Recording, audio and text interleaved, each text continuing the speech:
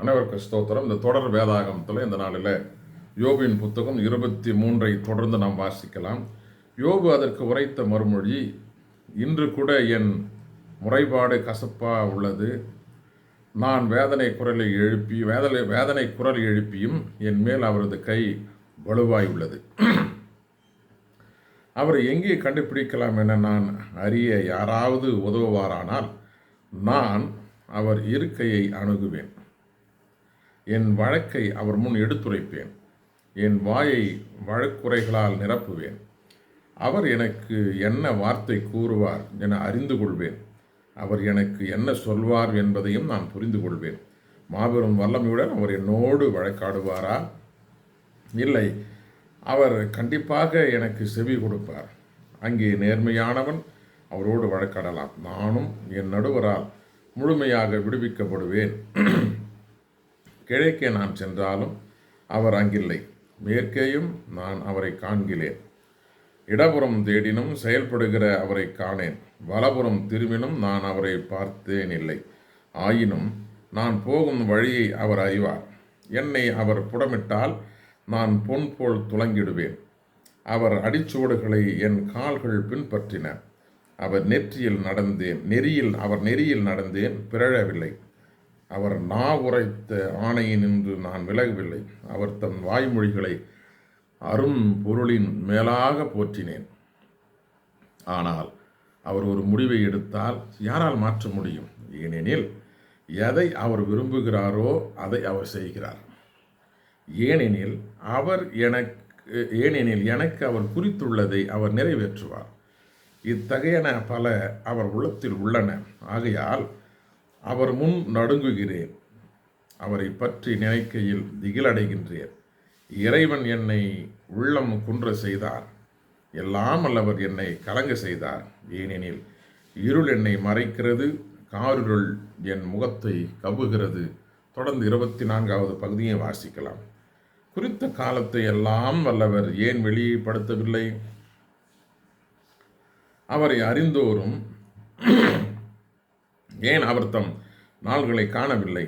தீயோர் கல்லை எடுத்து போடுகின்றனர், மந்தையை கொள்ளையிட்டு மேய்க்கின்றனர், அனாதையின் கழுதையை ஓட்டி செல்கின்றனர், விதவையின் எருதை அடவாய் கொள்கின்றனர், ஏழை வழி நின்று தள்ளுகின்றனர், நாட்டின் வறியோர் ஒன்றாக ஒளிந்து கொள்கின்றனர், ஏழைகள் உணவு தேடும் வேலை காட்டு கழுதி என பாலை நிலத்தில் அலைகின்றனர். பாலை நிலத்தில் கிடப்பதே அவர்கள் பிள்ளைகளுக்கு உணவாகும். கயவரின் கழனியில் அவர்கள் சேகரிக்கின்றனர். பொல்லாரின் திராட்சை தோட்டத்தில் அவர்கள் பொறுக்குகின்றனர். ஆடையின்றி இரவில் வெற்று உடலாய் கிடக்கின்றனர். வாடையில் போர்த்தி கொள்ள போர்வையின்றி கிடக்கின்றனர். மலையில் பொழியும் மழையால் நனைகின்றனர். உறைவிடமின்றி பாறையில் ஓடுகின்றனர். தந்தையில்லா குழந்தையை தாயினின்று பறிக்கின்றனர். ஏழையின் குழந்தையை அடகு வைக்கின்றனர். ஆடையின்றி வெற்றுடலாய் அலைகின்றனர். ஆறா பசியுடன் அரிக்கட்டை தூக்குகின்றனர். ஒளிவ தோட்டத்தில் எண்ணெய் ஆட்டுகின்றனர். திராட்சை பிழிந்தும் தாகத்தோடு இருக்கின்றனர். நகரில் இறப்போர் முனகல் கேட்கின்றது. காயமடைந்தோர் உள்ளம் உதவிக்கு கதறுகின்றது. கடவுளோ அவர்கள் மன்றாட்டை கேட்கவில்லை. இன்னும் உள்ளனர் ஒளியை எதிர்ப்போர், அவர்கள் வழியை அறியார். இவர்கள் அதன் நெறியில் நில்லார். எழுவான் கொலைஞ்சன் புலரும் முன்பே. ஏழை எளியோரை கொன்று குவிக்க இரவில் திரிவான் திருடன் போல. காமுகனின் கண் கருக்களுக்காய் காத்திருக்கும். கண்ணெதுவும் என்னை காணாது என்றெண்ணி முகத்தை அவனோ மூடிக்கொள்வான். இருட்டில் வீடுகளில் கன்னம் திருடுவர். பகலில் அவர்கள் பதுங்கி கிடப்பர். ஒளியினை அவர்கள் அறியாதவரே. ஏனென்றால் இவர்களுக்கு நிழல் காலை போன்றது. சாவின் திகில் இவர்களுக்கு பழக்கமானதே.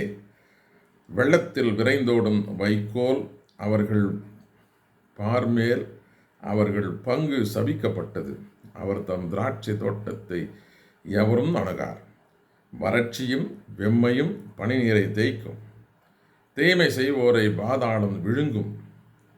தாக்கிய கருப்பையே அவர்களை மறைக்கும். புழு அவர்களை சுவைத்து தின்னும். அவர்கள் கொடுமை மரம்போல் முறிந்து போம். ஏனெனில் மகவிலா மலடியை இழிவாய் நடத்தினர். கைம்பெண்ணுக்கு நன்மையை கருதினார் இல்லை. இருப்பினும் கடவுள் தம் வலிமையால் வலியோரின் வாழ்வை நீட்டிக்கிறார். அவர்கள் தம் வாழ்வில் நம்பிக்கையோடு இருந்தாலும் நிலைக்க மாட்டார்கள். அவர் அவர்களை பாதுகாப்புடன் வாழ விடுகிறார். அவர்களும் அதில் ஊன்றி நிற்கிறார்கள். இருப்பினும் அவரது கண் அவர்கள் நடத்தை மேல் உள்ளது. அவர்கள் உயர்த்தப்பட்டனர். அது ஒரு நொடிப்பொழுதே. அதன் பின் இல்லாமற் போயினர்.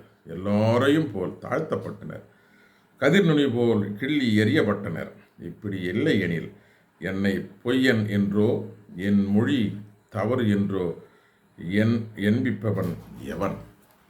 வாசிக்க தெரிந்து கொள்ளப்பட்ட யோபுவின் புத்தகம் 23 மற்றும் 24 வாசித்து முடிந்தாயிற்று. கடவுளுக்கு மகிமையும் மாட்சிமையும் சதா காலம் உண்டாகட்டும். பிரியமானவர்களே, தொடர்ந்து இந்த தொடர் வேதாகமத்தில் இணைந்திருங்கள். கர்த்தர் நம்மையும் நம் குடும்பங்களையும் பிள்ளைகளையும் எதிர்கால வாழ்வையும் ஆசீர்வதித்து வழிநடத்தி காப்பாராக.